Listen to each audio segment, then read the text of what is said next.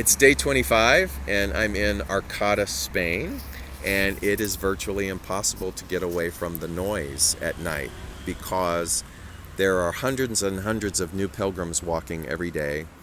That's kind of what happens with the last 100 kilometers. And so these destination suggestions for places to stay are larger communities that can house that many people. And it's a completely different experience. But something unusual happened with day 24 yesterday.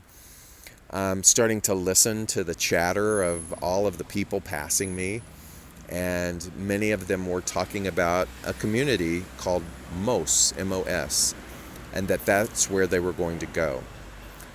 And it was beyond the suggested larger city. So a lot of them were going to try to get more kilometers in. And I had already gravitated to that plan. And I did so because in the book, all of the information book and the apps, it suggested that Mos was a beautiful kind of unexpected delight in the middle of nowhere. And don't be tempted to stop at the albergue 2 kilometers before that. But if everything is telling everybody that Mos is the place to go, then all of these people, all of these new people are going to descend upon this small place that had 15 beds. So my logic, stop at the one that they tell you not to stop at. And they only tell you not to stop at it because there's nothing else around. And here were the pluses. I got there fairly early, like about 11:30. I'd left at 4:30 in the morning, and they were open. So I didn't have to wait till 1 or 2 for them to clean up and reopen. They took me right away. Did not speak a lick of English, and I do not speak the dialect of Galician of Spanish, which is a completely different language, it seems. But we somehow managed to communicate. And for a moment I thought, oh my God, I'm going to be the only one in here. But about 2 hours later, Miguel from Portugal came in. And he had had a difficult day with his feet and with blisters, and we just said hello and left each other to our business. Well, no one else showed up. And in the middle of nowhere, Miguel spoke not only Spanish but he also and Portuguese, but he also knew the Galician dialect, and so he was able to communicate beautifully with the albergue owner. And she ended up making us some food and taking care of us, and it was perfect. And I saw how these little synchronistic snapshot moments happened because something very heavy was on his heart. He had a cousin that he loves that on that day, in that moment, was undergoing radical breast cancer surgery. And he loves his cousin very much. And so I could tell that he was really disturbed by the possibilities. And so we talked. We talked about her. We talked about life, and we talked about all kinds of things. And he said something that echoed what so many other people have said to me.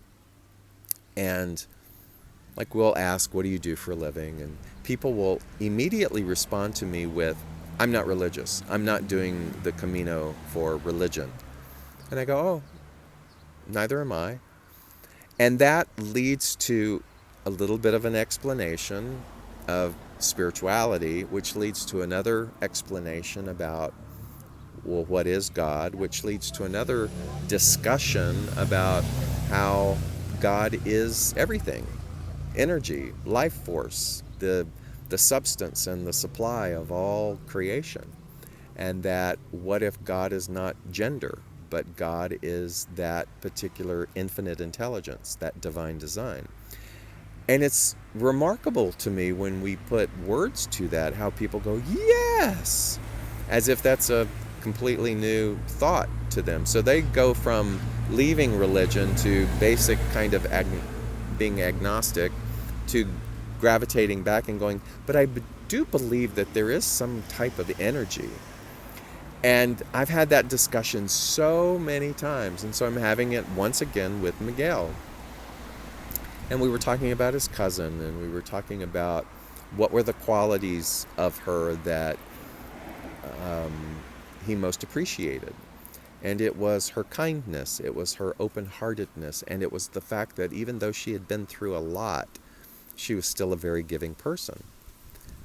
And then we talked about, well, do I model that in my life? Does he model that in his life? And the subject of closing the heart came up. And he was not quite understanding what I was talking about. And I said, well, it's kind of like this. Have you ever been angry with someone? And he goes, oh, yeah. And I said, and are you still angry with them? And he goes, oh, yeah. And I go, and how long have you been angry with them?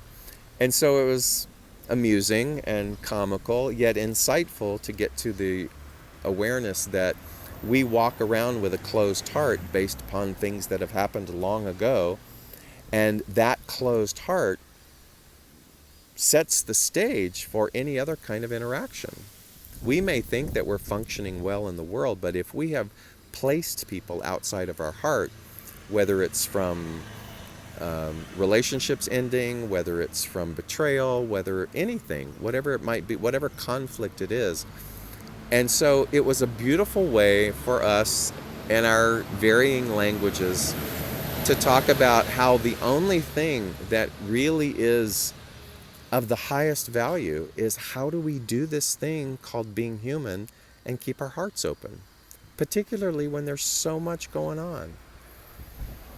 And I realized when we were finished and it was time to get some sleep because I was going to leave at 4:30 in the morning again, I realized how perfect that was, that connection and that space to have that connection was a divine design, and it was a message that I needed to be reminded of as well. And so I passed that on to you. How do you keep your heart open? My favorite spiritual teacher, Ram Dass, would always say, how do you keep your heart open in hell? And this human experience a lot of times is the exemplification of hell. It's conflict, it's worry, it's stress, it's pain, it's suffering. And we realize that those things, heaven and hell, the states of mind of those, how do we create heaven on earth or heaven in that state of hell? And the whole key is keeping my heart open. Keeping my heart open. Who have I placed outside of my heart? How much of myself have I placed outside of my heart? Ooh, that was a big one when reflecting upon the Camino do's and don'ts and the victories and the mistakes. And so it's a daily practice, keeping your heart open. May you keep your heart open. Thanks.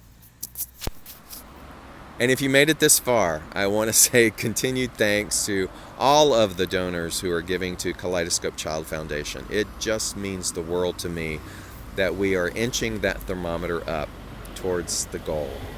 And a great idea came to me. I'm going to reach out to my friend Leo in New York City, who does all of the brilliant IT tech stuff for Unity of New York, to get a long form video made that has everyone's name that has contributed.